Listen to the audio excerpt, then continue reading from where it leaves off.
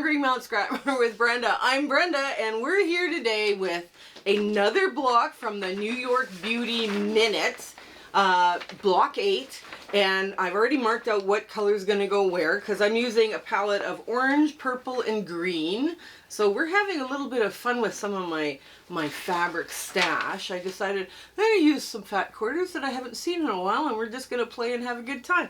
So this is what we're doing today. Yes, I had a few issues putting this together, but trust me, it works. It does work. But first, let's get to our shout out. Blair Stocker from Craft Handmade. I have been a fan of hers for quite a while, actually, and she's posting out more videos again, and I want to just make sure you guys go over there, give her some love, give her some, thumbs up, and subscribe if you haven't subscribed to her. She's a very talented artist, and she comes up with all sorts of fun videos for people to do and participate in. So also, Quilt Bingo is probably underway. It started August 27th, and we're just having a blast in there.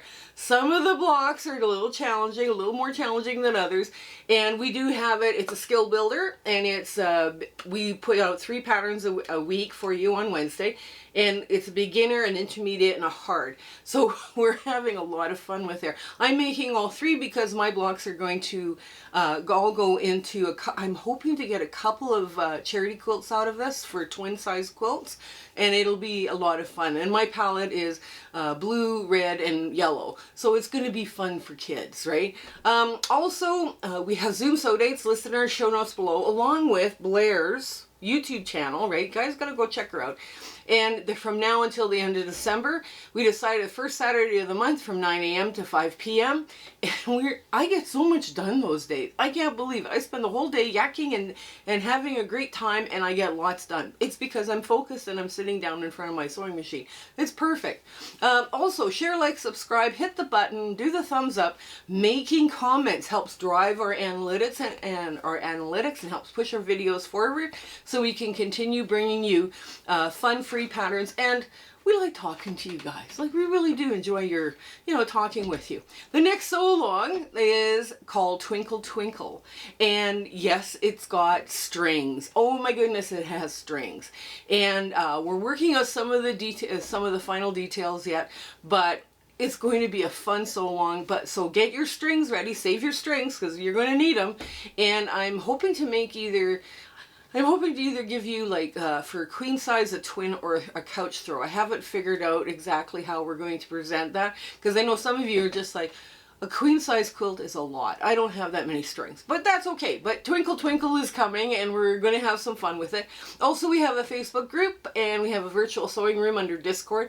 We'd be so happy if you come join us over there. We're having a blast in that group. Not only are we doing fabric exchanges by country and community chats and sharing pictures and asking questions, having all this fun, we also have a virtual sewing room under Discord, and we're just having fun in there. It's a great place to come hang out. Also, I speak for free, and I'm currently working on a second speaking engagement, and I haven't quite decided the topic yet, but it's going to be a little unusual, but that's me, right? It's all good. And I do speak for free to quilting guilds and groups, and hopefully I'll have a second speaking engagement ready to rock for December of 2025. I just need a little more time, and we need to get past all the summer craziness with the grandkids, and because that's a lot of fun to do too. So if you need to get a hold of me for either my first speaking engagement or second one, right, please email me. And my email is under the About tab, or you can message me through the Facebook group. I have no problem. We'll try and make our best to make an accommodation for you. I am faster replying on Facebook than I am on email, so keep that in mind too. Also, shout outs. If you guys see somebody, a channel that's quilting related, that's working hard and having fun and, needs some encouragement, and, yes, please send them as well to me. Send me their link, because I'm really lousy at looking up stuff. But send me their link if you can, either through an email or a private message on Facebook. I would love to give them a shout out. It's just you have to keep it a surprise for them. It's kind of like sneaking around to do something nice. It'll be fun. Okay, anyways, I think we're done, so come on in and we'll get to sewing this block 8. Okay, we are at the sewing machine, and of course you got a whole selection of stuff you got to do for foundation paper piecing. They have fabric scissors, paper scissors, and we're just going to move those out of the way. I've already scored the foundation paper piece part with my tracing wheel, and it leaves little lines on the back that I can see how big a piece I need. So that's always a game changer when you're doing foundation paper piecing. That is just the bomb. And of course, add a quarter ruler, but you can use a regular ruler, that's fine. A rotary cutter. Tape is your best friend, because when you do something wrong, you have to unpick it. And tape can be a really good thing to happen. So I'm just gonna organize these just a bit differently. There we go. Get this out of the way for now. And we're gonna start. Now there's two sections here. I'll show them to you. There's two sections here, and they're going to line up like this, right? Now this is what happens when you do more complex New York beauties. This is not hard. This is not going to be hard, but we will break it into two parts, so just so you could see what we're doing here. Now, like I always say, you can start in the middle and then work your way out, or you can start at one end and work this way. Now, there's some people who believe when you're doing foundation paper piecing, and I've done it both ways, and I don't have a problem with it.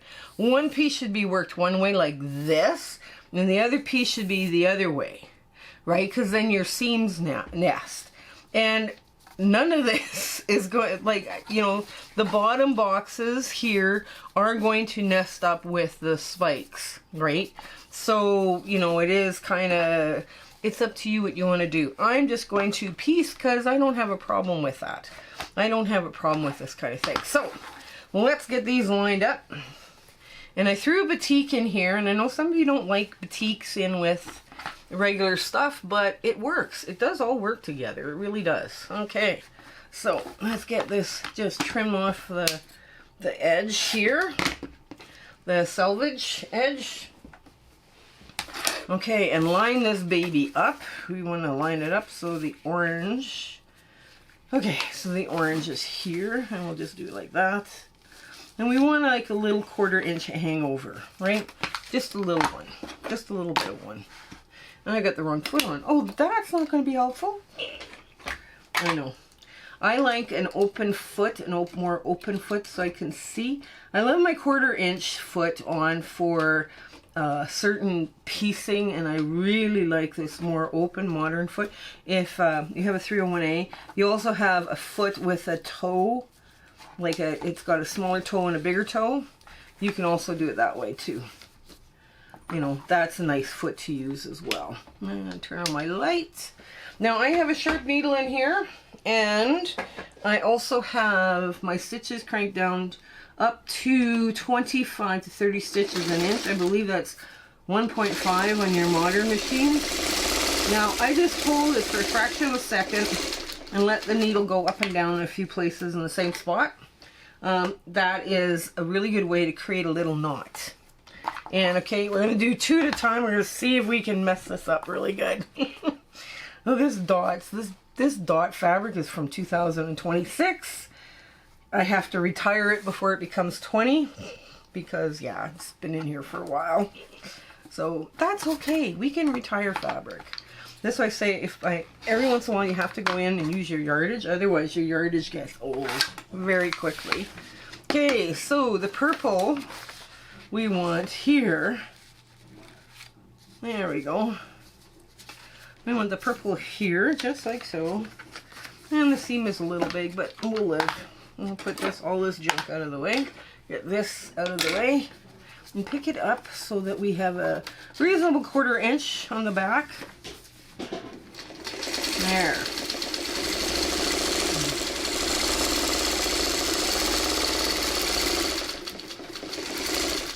There we go. So these are nice to sew because they're just, you know, all over. Okay, let's get this. Now here, okay, it's sew, press, trim. That's the rhythm you're getting into, is sew, press, trim. Now you just saw me nail press this. you know, and yes, I do a lot of that. And then, but my nails are really strong, so I never worry about, you know, my fingernails breaking doing this kind of thing. Some women aren't as fortunate, but I'm in good shape. So now the next piece here is orange. So we're going to line this up so that the orange is here. Get all that stuff out of the way. There we go. And we give it a flip. There we go. Now you can see here I didn't quite line this paper up. But for what we're doing, I can fudge that seam. I'll show you when I get that seam off what it kind of looks like. Find one here. No. Okay, oh, here's one. The seam is not quite lined up, right? The way it should be lined up. So take from the tip to the base, and that's your new seam. No one is going to notice anything different. Trust me. People, they see this, it's, you know, yes, it's precision piecing, but if you cannot line the paper up because of whatever reason, your hands are shaky like mine sometimes are, you know, it's okay. You just fudge it a little bit. It's fine. Nobody's going to judge you for fudging. Nobody. Okay. So I get this piece off. And I get the purple piece trimmed. Okay. Alrighty. There we go. Now, because this is such a strange angle, like this, if I cut this, I've got this weird angle. So what I'm going to do is I'm just going to trim it like so, right? And then trim it like this. Now don't worry about that top because I've got lots of paper, blank paper on the side. And now I have a little triangle I can throw into my crumb bin. So it's not going to be wasted. So let's get the green on next. So we want this to go just like this. Okay. And flip that over. Oof. And of course I got the rotary cutter in the way. So how did you guys enjoy that rotary cutter safety video I made? I know there was a few comments on it, but do you find it useful? Because some of these tools we work with, they're pretty dangerous. They're dangerous in the hands of a toddler. No, they're actually very dangerous. Some of these rotary cutters. I mean, see, people have just done some horrible, horrible things to themselves, and it's very scary that kind of thing would happen. There we go. There we go. Just like that. Okay, now I got to put a little purple. Okay, let's put the purple here. Let's put it on here and just line all that up. Take our time, line it all up. Good. I mean, we've cut it to have a precise piecing. There we go.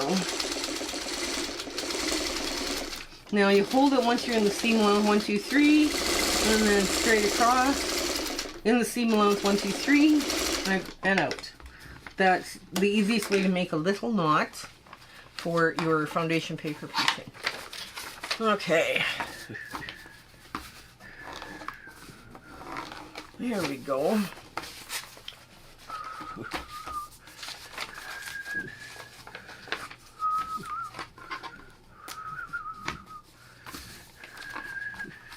Do I have a 1/4 inch? Hang on. Yes, I do. Just. Ooh, that's very, very, very tight 1/4 inch. Yes. There we go. Take that off.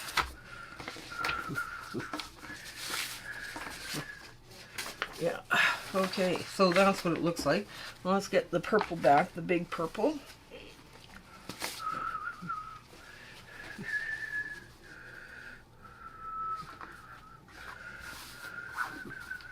There we go.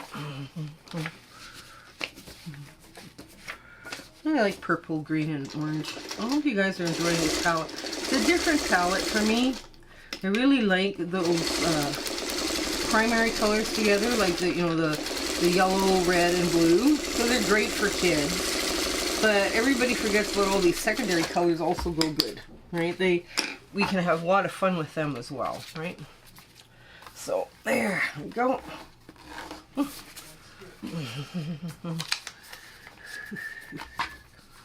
Oh, that's not taking long at all. Okay. And a purple on this side. Here we go. Go back. Grab it. Grab it again. Here.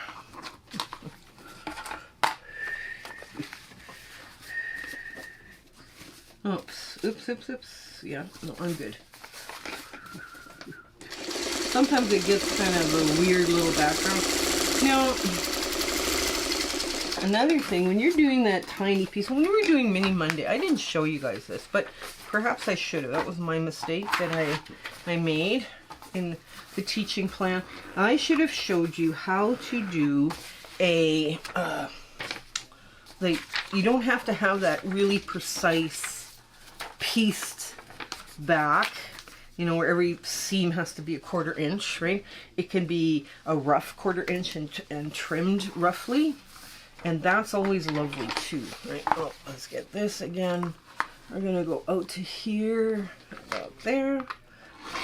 Oops, it wiggled, but it's okay. And now we're just gonna put this up against like this and save it for the crumb bin. Because wow, the purple crumb bin with purple crumb carnage, purple crumb bin is like wincing. There's not a lot, there was not a lot left in there by the time I got done. It was like, wow. So that kind of thing happens sometimes. Yeah, the purple crumb carnage was gorgeous. It made some gorgeous, it's going to make some gorgeous quilts because those blocks are really a lot of fun, but there's not a lot of purple crumbs left, which is okay, You got to get used to using up all that stuff. Now, with this here at the end, I'm going to put the line, not here where I should be cutting it, but I'm going to give myself a little wiggle room. So I'm cutting it a 1/4 inch wider than necessary, right? That is going to help me in the long run. And, okay, that's the last piece I needed. That can go into the scrap pile. And a little bit of orange. Next is going, is that the right side? Oh, that's the right side. Okay. This is the right side. There we go. There.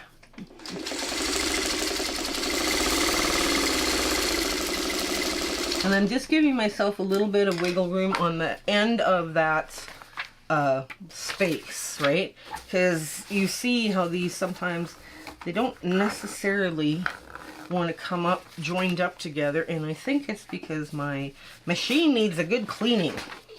But you know, we'll get there eventually. We'll get to the cleaning of the machine. I don't want to make a video of cleaning my machine because wow, can it get really cruddy looking fast inside. You know, it's just nasty. So all right, there we go. Cut another one off just perfect. And I got a little tail, that's fine. That can go into the garbage. The rest can go into the crumb bin. And now, okay, let's get the green back out. If you have stuff like this happening, just pull it off or cut it off. You know, that kind of, that's basically just a bit that was left over.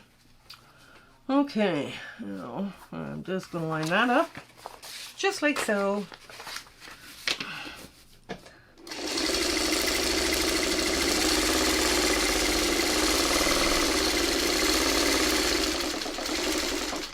Now, with this is the last piece that goes on this one.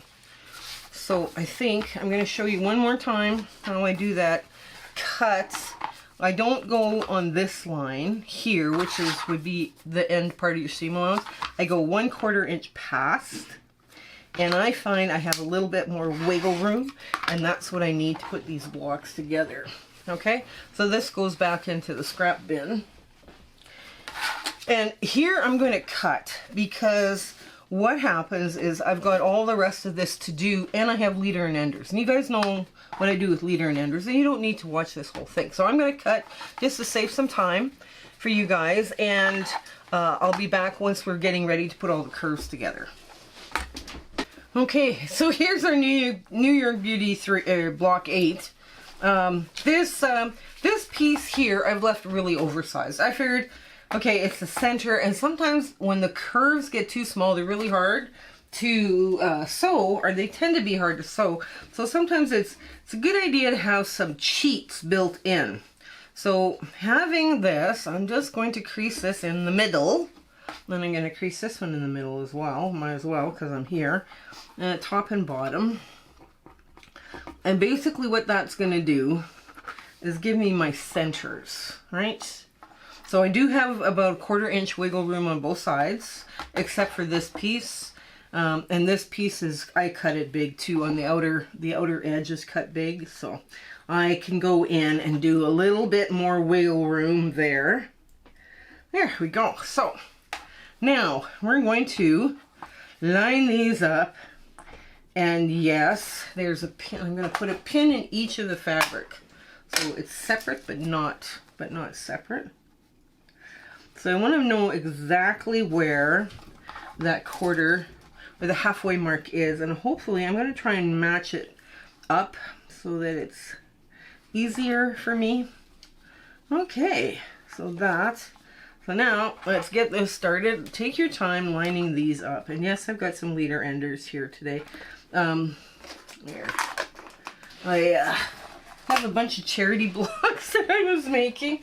In November when I got sick, I made oodles and oodles and oodles, and I don't know what I was thinking, but yeah, it didn't. I'm still working on them. Okay, so now you just go 3. You can go back and forth if you like. Now you're going to start maneuvering this very gently along that quarter. Now you could, if you have a 1/4 inch foot that's really good, you could use that too. My 1/4 inch foot, I prefer to see where I'm placing the fabric, because I'm thinking that this might not be, see right away I'm out. See where my middle is? And it's because I did from the middle. I did from the middle. So let's pick this all out. Oops, let's pick this out, because I forgot this side was much bigger. And sometimes you can get this by just pulling on that bobbin thread, and it doesn't distort your stitches too badly, and then you just keep picking at the front. Well, you know what? I might as well teach you guys how to pick out a curve, because we're here now. So this is how, you know what, I knew I'd have problems with this block today. But you know, sometimes it's a good thing to try and work on things that are a little bit harder. It keeps your brain young. That's what everybody tells me. And I'm like, yeah, my brain's like 3 some days. But anyway, so here we go. We're just going to pick out some stitches here. Now, if I can grab them and pull them straight out, I do. Now, okay, that one's coming. No, of course I made a couple of extra stitches going back and forth to make a knot. That's not where I need the knot. But now what some people do is they put the ball under. They put the ball under, and then they go through that seam that way. I don't like that method, because I have ruined several blocks over the years. So that is not my favorite way of doing it, but that's okay. So now let me grab this piece back. So this is too big by this much. So my cheat did not work for me, so that's okay. You know, we all have cheats that we try, and gee, this doesn't work or that doesn't work. So now I'm just going to go back to the 1/4 inch cheat that I built in. Now I'm cutting it a 1/4 inch larger than it needs to be. That's all I'm doing. right? And that should correct any issues with where we're at. And just line that up, oops, just like so. Hang on.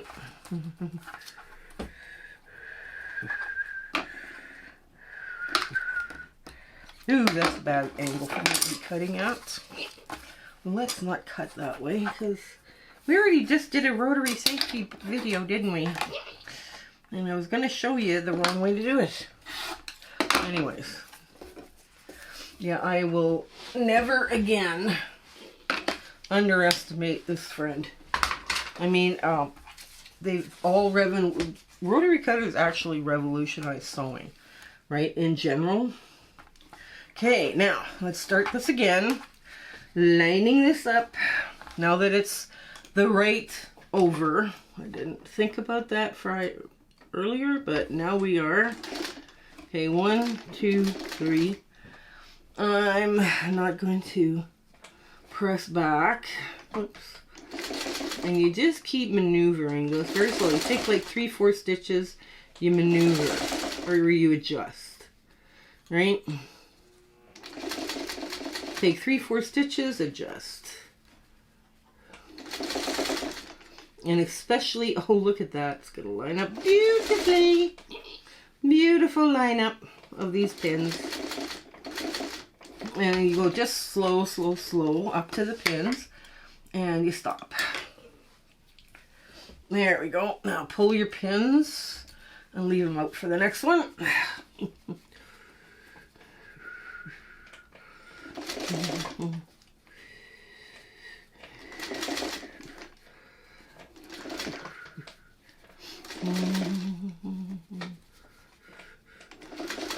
Yeah. Now, as you're maneuvering around, don't pull on the edge. That would be bad. That's going to give you a very distorted curve. And another leader ender. Yay for the leader enders. Okay. Like I say, I'm just making some charity blocks. Now, this is going to push this way, right? It's going to, you know, the cloth wants it to go this way, so you just push it that way. You don't worry about it. You're just like, yeah, okay, that's what you want to do. All right, fine. Now, I'm going to line those pins up again from center to center. And I want to catch just this. Oops, right there, like so. Just like so. Now, there we go. So this should go like that. They should meet in the middle. That's another way of doing this, right? You can meet in the middle. You can also lay it up for, you know, 1/4. I did clean my feed dogs, so this should be a little better application. There we go. Get that out of the way. And the larger the curve, the easier it is to sew. Not that you have longer straightaways, it's just that it's a little quicker, you know, a little quicker to maneuver. Oops, oops, oops, oops, oops. And you can wiggle out ripples quicker. And look at that. And of course now they're just going to come together just beautifully again. And you go right up to your pins. Pull your pins. Don't lose them somewhere on the floor so you step on them. I step on my pins that I drop on every time. Every time. It's like my feet become pin magnets. And it really hurts because for some reason they end up inside my foot. There was one pin I found on the floor and it actually went crazy, crazy, crazy in my foot. Okay, this has to just a little bit stretch. Okay.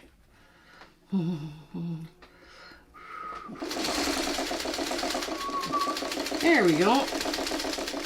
And another leader ender. Oh.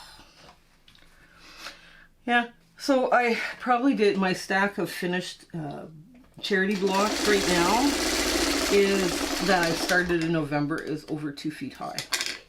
So that tells you that there was a lot. Okay, so this wants to go in like so. Just make it happen. Just let it happen. It's fine. This way too, you avoid the clipping, right? If you point it towards that edge, like so, all of these seams now are pointing this way. Just let that happen. Now, this here has to line up. Just let me put this right here. This here has to line up with this here. And I have left the papers in. Now, if you want to try sewing these without the papers, you can, right? I mean, just, I wouldn't stay stitch, but then do not stretch. Please do not stretch, because stretching would be bad. Okay.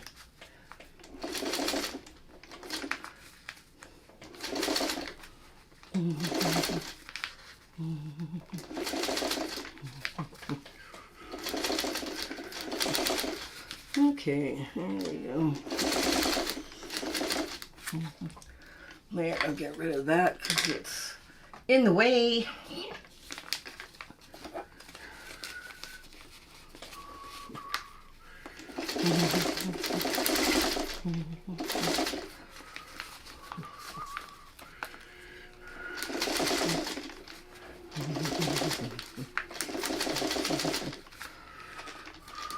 There we go. And come on, you can do it. Yep, there we go, right to the center. Now see, this is another way of sewing a curve, right? You can do that. Sometimes it just doesn't want to go, right? I mean, and curves are something you have to practice. You really do, especially when you're doing foundation paper piecing. That once you master curves, I would suggest trying ovals next, because ovals is a slightly different technique and it's a little more advanced, but can be make some very beautiful pieces, really lovely pieces. Okay, why is this not? Oh, I see. We'll get rid of that extra paper that we don't need. Okay.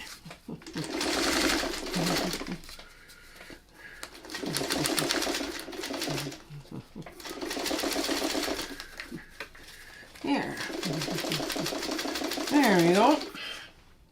That was a lot harder than it needed to be, but it worked. There.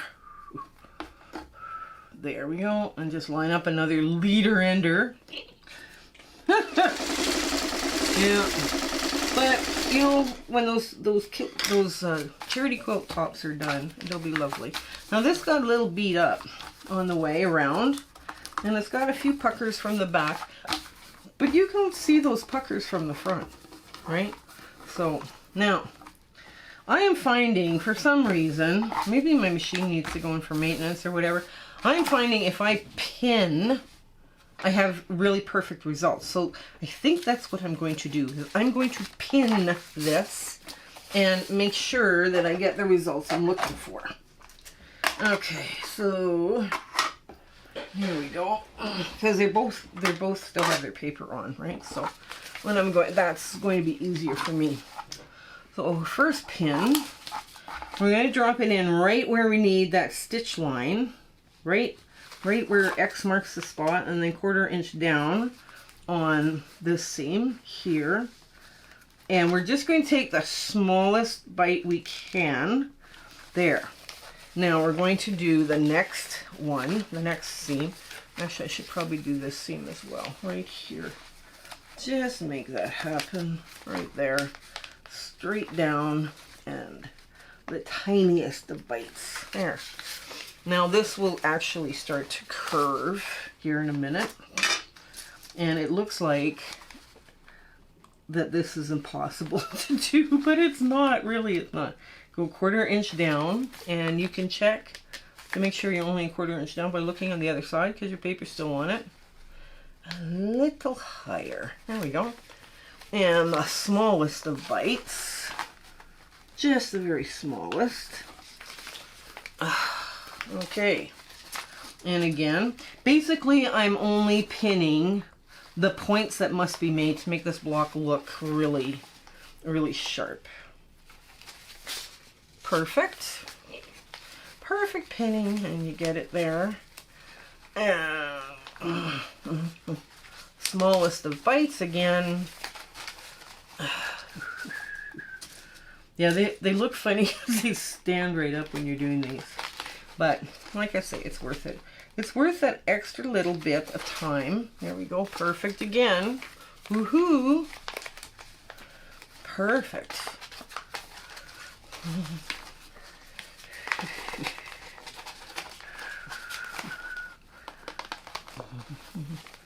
Okay, last one. Or what? 2 more to go. The last.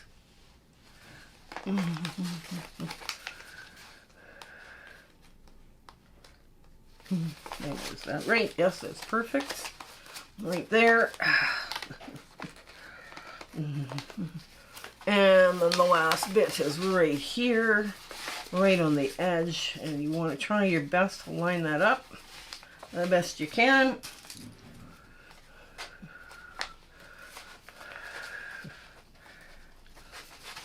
Now, for you beginners out there, this doesn't even look like it's going to go under the sewing machine, right? Because it's like, it stands up by itself. Yes, it does, right? Now, what you can do, right, is I think what I'm going to do with this, I'm going to take just another round of pinning. I know, and put more pins in. Because pinning, over pinning is okay, you know, it is. So what I'm going to do is I'm just going to pin in between and make it look like I have a real porcupine here, but that pinning will give me the results I'm looking for. It'll just be wonderful point matches and a nice curve, right? It'll be lovely. So sometimes taking that extra step is actually a good thing. Now, if you were doing, you know, 100 of these blocks, yes, you would do them for all of them, right? Let's say you were making a big king size quilt and this was your favorite block of all time and you just fell in love with this block and this is the block that would be on your king size quilt. Yeah, you would, you know, yeah, you would do like a bunch of these, right? Okay, there we go. Now we got it all pinned and we're going to leave our pins beside our work here. And I'm going to, because it's pretty well pinned, I'm just going to run it the opposite direction with the larger piece on the bottom and see if I can't get this all the way around. And yes, it takes a little bit of maneuvering. And remember, you're not going fast. This is not a race. And you don't want to run over your pins. You want to pull your pins as you go, just like that.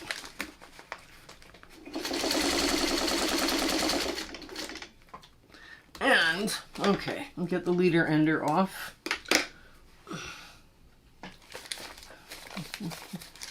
There we go. Just stretch that out just a bit. There we go.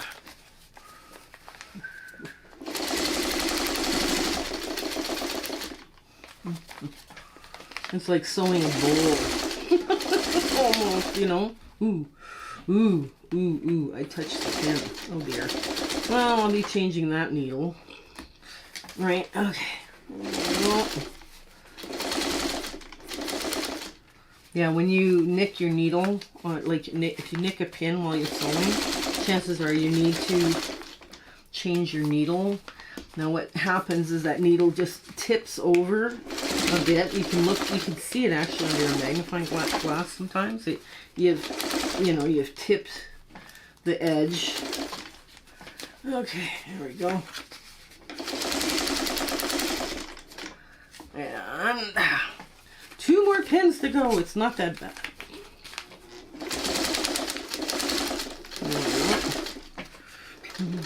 Ooh, I tipped it again. Okay, well, that's happened. There, get that out of the way before I ting it again. There we go, another leader ender comes into the play. There we go. There we go. Just like so. And ta-da, just like that. Now this is going to want to point, the fabric's going to want to point, but you have to help it because there's paper underneath. So when you're pulling off your paper, everything wants to go that way, right? So that's the perfect way. And there's more seams on this piece than there are in this piece, so it's pushing everything that way, right? So let's get this last bit done. And I'm just going to quickly make a little dent for the center. Dent for the center, and then pin the center. Take the tiniest pin. And pin for the center here. Just line up the ends. Get your divot, little mark with your nail. And we want to put a little pin in there. Just, and I say right the tiniest little bite. There we go. Now we're going to take this and quickly go around here, because this curve is going to be much easier to sew, right? Because it's not this, you know, crazy paper, you know, all the paper that's here. And whatever you do, as you're doing this, don't pull this edge, right? That's why I leave the paper on. Like when I take all the paper off, I sew on this edge, right? Because this is straight grain, this is straight grain, and so is this, and this. The only thing that's not straight grain is here, this where we did the foundation paper piecing, and that's the only edge that I would stay stitch, because that's the only edge that's going to stretch. Now I'm just going to line these up. And, ooh, this baby just curves around so nice. So nice. So nice, so nice, so nice. I could have used a couple extra pins, but that's okay. Yeah, that's good. There we go. Halfway there already, and no struggling. Because the larger the curve, the easier it is to sew, right? I mean, that's like I say, once we do curves, master curves, you should try ovals, and I have a pattern for ovals if you guys want. But like I say, you know, sometimes it's harder. Ovals take a little more concentration and a great deal more marking, right? That's the only thing. That's the only problem with ovals. And I'm just going to let this ease off. I'm about 1/8 of an inch out, but that's okay. There we go. And there is our block, all ready to rock and roll. Now let's just get this leader ender. There we go. And another leader ender. Okay, there we go. Now, this, the only way this is going to go is this way, right? Because it's one piece. Now, you're checking for bubbles. You might have to trim. There's a little pucker there, and it will iron out because it's already nailed. I already pressed it out with my fingernail. So there we are. Now, this one presses this way. Now, if it's going to stay that way, probably it is because of the number of seams. We need to get in here and just clip the orange. And you want to clip, because it's such a large curve, you want to clip it like every 1/2 inch or so, just up to the stitch line. And, you know, it's not going to affect the strength of the seam. You just want to give it a little more ease because it just... it's a little tight there. That's all. That's all it is. It's just a little ease. And you don't want to clip the seam below. Now I got, this is a nice little scissor to do this task, because the sharpest bit's on right at the end. There we go. And just you're making this. This is an old dressmaker trick for when the curve has to go, like the seam has to go this way on an item, is that you just provide a little bit more ease to the curve, and the curve looks smoother, right? So it's kind of, it's a fun sheet. Okay. There we go. And we're done. Okay, so then we're done. Let me give this a good press, and I'll square it up to 12.5, and you'll see what we got. Okay. So here is block 8 from the New York Beauty Minute. It sounds like we should be doing some like cosmetics or something, but these are just beautiful. And a New York Minute is a part of a tune. So, and I thought, okay, we'll play around with that, you know, the New York Minute. Anyways, so these are just coming together really well. And you can see, like, we're at block 8, and there's only 4 more blocks now to do. And I'm kind of looking forward to how this is all going to play together. There's a whole bunch of purples, or a whole bunch of, like, I haven't picked one fabric where it's been, one fabric has been in another block yet. So, and I'm okay with that because I'm going through some larger, like, fat quarters, you know, to pull out and get them moving, just because I like these fabrics, like some of this fabric here has just been like absolutely stunning, and I thought, okay, we got to get this out to play with it. So anyways, I hope you're sewing along and learning something. There's different techniques on how to assemble these, and you know, we played around with Curves Boot Camp. If you need more refreshers, we've got Curves Boot Camp too. You can look that up as a playlist. So anyways, I hope you have an absolutely amazing day ahead and life is treating you very gently. Okay, you stay well and take care until we see each other again. Okay, bye! My husband and I would like to thank you for all of your support and watching our videos and sharing and liking. It has just been, you've put us on such an amazing journey, and we are having so much fun. I hope everything is going so well in your life, and you know, your 1/4 inch is perfect. Everything is working out for you. And we're just so happy to be part of your life, and you having, like I say, you're watching us. I was just so thrilled that you're doing that. So I want to say goodbye, and I want to thank you with all my heart. Okay? Take care. Bye.